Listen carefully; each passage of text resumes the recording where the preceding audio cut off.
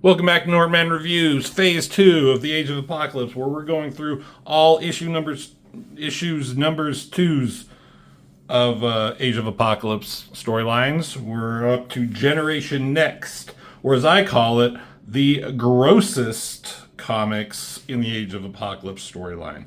There's just everyone in this is just kind of gross almost, like their powers and like how they're drawn. And Chris Bachalo designed some of these things, and I guess he just has I don't know, clever sense of humor or a sick sense of humor or gross imagination. I don't know. But he's a great artist. I love the artwork. So let's. The first issue just kind of introduced all the Generation X versions of for Age of Apocalypse under the tutelage of Cyclops, Colossus, and Shadowcat. And Magneto showed up, and they tasked them with going to rescue Colossus' sister, Illyana, who's like a trans-dimensional teleporter that can help them send Bishop or whoever back in time to erase its existence and save Xavier. That's the plan. For such an important piece, you think they would send more than just, young X-Men. I don't know. It's kind of weird, but it is what it is. It makes for a good storyline. So, I like the design of how Chris Bachalo draws. Like, he has a style, you kind of like it or you don't. And the more I read his stuff, the more I liked it. And I like this kind of opening thing with the circular panel here. And there's Illyana. Before, she's not older as Magic, like she, turns out to be in the main universe. She's just a young girl. And there's a friend who's new, and they're kind of in some weird cave. What? You don't really know, and you're off the bat. They're like, quiet, he's coming. And here they are in this like fucking mine or something, like in Indiana Jones and the Temple of Doom shit. Working all this fucking detail here. It's just really impressive. So you gotta give him props for drawing all this shit. That'd be so hard. But Illyana's saying, like, you're new here, so you don't know the rules. You, like, no fire, no food, nothing that'll draw attention to yourself. Because, if you eat food, he might smell it on your breath. And, like, who's he? The sugar man. And it's, be quiet if you want to live. So just be quiet and just hopefully he doesn't notice you. So you like start to hear like these noises and like just this weird silhouette of this fucking gross character. These creepy eyes, he's sniffing around, trudging along. Like, what the fuck is this thing, right? Nothing like this ever showed up in the main universe as far as I know. Tell me if I'm wrong. Making weird noises. These guys are huddled down. He's in the background peering in. Like, look how fucking huge he are in his eyes. And he sniffs around. Sniff, but he keeps on walking. And she's like, okay, he's gone. It means he picked somebody else. And like, oh, that's good, right? She says, in a way, but there's a little tear. It just means we're alive. So even though she's like, oh, he didn't pick us, but he just found someone else to eat, I guess is the thing. So just someone else is going to die, even though they survived. So they're below ground. So above ground, a couple of doofus here talking, and they come up with this shuttle, this bus. It's kind of weird, cartoony drawn. Lots of like graffiti and shit on it. Looks cool, right? I think Chris Bachalo did he do steampunk, like a comic book called Steampunk? His art definitely fits that kind of shit. And they're like, hey, since it's just us, can you drop us off at the club? And these two are humans, and they're talking about it like, hey, if we weren't so lucky to be workers, we'd be like the rest of humans down in the core. And somehow they're joking. Oh, they're asking like what their numbers are up here. It's like, 30 dead per square foot. Oh, I forgot that family of 6, because it's like, so that just shows like how cold they have become in this world. It's just like, oh yeah, we how whatever they do. I don't even know what they do. If they kill people or like digging graves for them, I don't know. But they just don't even care about all the people dying. They're just out for them. Which what are you gonna do? So they jump in, and this is Skin. If you hadn't figured it out, who's driving this thing? Part of Generation Next. And inside here is Chamber, and this is cool. Him being in the shadows, they don't quite see. And they're gonna light up a cigarette, and he says, "Listen, mate, can I cadge a ciggy off you?" It's just such a fucking weird cadge a ciggy off your. Just another thing with accents they try and do. Like, sorry, I didn't see you there. Got a light? You could say that. And he has this like hole in his chest that he shoots out of. Instead of shooting onto someone's chest, he's shooting out of his chest. And you're gonna see the explosion inside the shuttle bus here. Skin is like, hey, fucking tone it down a bit. We're trying to keep a low profile. Easy for you to say blah blah blah. So they're driving up, and here's like the core. Do we see it yet? Oh, there it is. It's on the next page. But they're driving up to this they're gonna explain it here in a second. It's called the core. But they want to make sure they had left enough to wear their uniforms. So here's Colossus narrating. Here's the core, which is in Seattle. I think it explained it somewhere. I might have missed. Yeah. Oh, it's right here. It's the base of the High Lord Apocalypse's energy source for all America in Seattle. So I think this is Kitty and Colossus down here. That's a cool shot, establishing shot of where they're at. And we're supposed to break into there. Supposed to and going to. I like this shot of this thing of Colossus. They're wearing disguises, right? But he still got his fucking mask on. He's still made of metal. Come on, Colossus. Everyone's gonna fucking figure out who you are. So they keep talking about how this is going to be basically a suicide mission. The students are going to walk in the front door while we're going around the back. And he's like, if you don't feel up for this, I will more than willing to do it alone. She's like, that's what I'm afraid of. Under her breath. She's like, but nothing, dear, less than nothing. So she's already worried that Colossus is going to sacrifice too much to save his sister, who he thought was long dead and just barely recently found out that she survived and was in this place. So I get you'd want to send Colossus in there, but you want to send some other level-headed, more experienced team members than Generation Next. So Colossus takes off down here. She's like, don't wait up or anything, but there's some creepy guy creeping up behind her, right? And ambushes her, pulls her in, yanks her into the shadows. But Colossus comes back and he calls him an undercloak. And 3 fucking fingers here? Can't you put... I don't know what's going on here. Does Colossus only have that many fingers? It doesn't make sense. But he crumbles some fucking rocks down upon this guy who ambushed her. I like that hand reaching out from the shadows.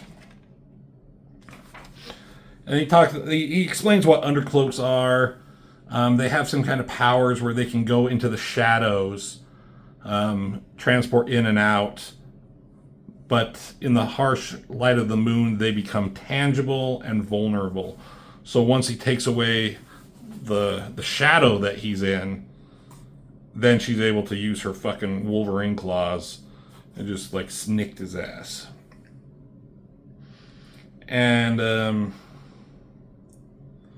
so she's like, you think we killed him before he could alert everybody? Doesn't matter. We're going in. He slams down a fucking rock on him. So now we're inside. And then there's this fucking character who's called Mr. Quietus. And they're in this weird fucking bath and spa room. She's in this sexy little number. Took the opportunity. But he's like, I don't know you. Where's the regular girl? She's sick. This is Paige Guthrie, right? It's like, okay, you're not too bad to look at. It's just this creepy way of drawing with this huge nose. You don't see his eyes. Just very unique, right? Kind of drawing, kind of a character. And he's like, okay, you'll do. Come with me. And they go, and you think it would be easier as an artist. I find it easier to draw people in without clothes. Just drawing like the basic body for me is easier. That's why it's easier for me, again, to draw people like He-Man, or people in costume, superheroes that are skin tight. When you put clothes on them, again, every artist is different. I get that, but it just makes it harder to draw. There's more to do. So he puts her in a coat for whatever reason. So that just makes it, as an artist, more to do, it seems for me. But I don't know his process, so maybe that's just my thoughts. Anyways, I don't know what she's doing here. She takes the drink and then dumps it out. She has this flask that she's carrying about, and he's talking with her about how he has needs and wants and desires, and he just grabs her and starts like making out with her weirdly. But she starts getting sick, and he's like, okay, I understand. He says that this vaporizer, whatever it is going on, makes most mutants violently sick except for him. I have no idea what his powers are.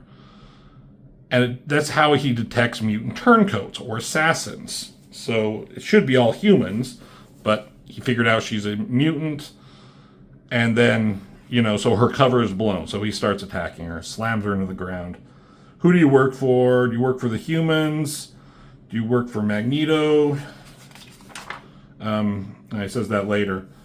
But he grabs this flask, or he sees this flask of hers. She's like, don't, please, it was my mother's. So it's like, it smells, your mother smelled of elderberries. And he just drinks the whole thing, and she smiles.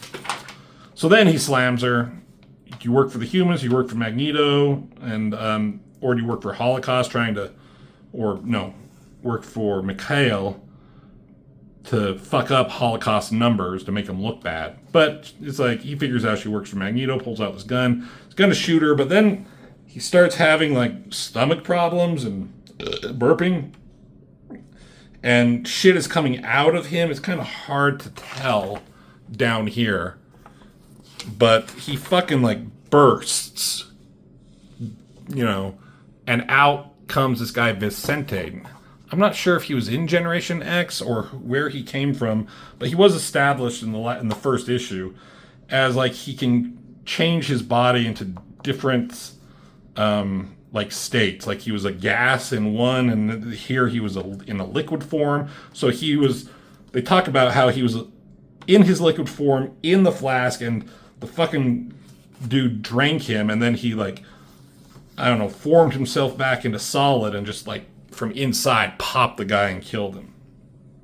So there they are, and this guy, he's like a foreman or something. I don't know what his title is. They're in his office, and that's where they wanted to be. So they start looking through the files, trying to figure out where Ileana is. And they start talking about the merits of the mission. Is it worth it to risk it all for one little girl? And she's important. It's very convenient that this Colossus is a sister. Blah blah blah. Talking about how it's a suicide mission, and like, are they going to survive or not? So keeps up like the tension with them. Keep calling it a suicide mission, and no one's going to survive. So another worker's going by, and Mondo here is like inside the wall. He can form his body into other matter, I guess. And he just grabs this guy and kills him and goes back into the wall as this guy, who we just saw die, walks by. Now, this is what I talk about still being like the grossest comic. Not only the villains, but the fucking heroes. Like, their skin, we'll see him in a minute. But then Paige, she can just like tear off her fucking skin and like morph underneath it to various different weapons or energies or whatever. Vicente, or whatever his superhero name is, he just turns into a liquid and erupts this guy, and now Mondo can go in and out walls. And so Paige and Vicente, they together with their powers, they form into this Quietus guy somehow through comic book logic. So now they're parading as him together. Using your power to fill out the added mass I lost to mimicking Quietus's head. So, yeah, Paige is using her powers to mimic his head. So weird. So it's like a two-man horse kind of a thing. So they walk by Mondo. They don't even realize he's there. But he hears them over talk, so he figures out who they are. They go into the crowd. They start talking to the fucking humans. Chamber and Skin from earlier, they're in the uniforms, and they see this guy, and they're like, wait, I think it's them. They think they figured it out, but there's only one way to know for sure. Skin uses his powers to stretch out and touch them. And they're like, what? And they see him in his creepy fucking Joker smile. And they're like, okay, these two are going to come with me. Just another creepy, gross fucking power. Like, everyone has a gross power almost. Except for, like, Colossus and Kitty. I guess those can be kind of gross, too. And then, I don't even know, back below. So you establish where everybody is and what their plan is, right? And what they're supposed to do.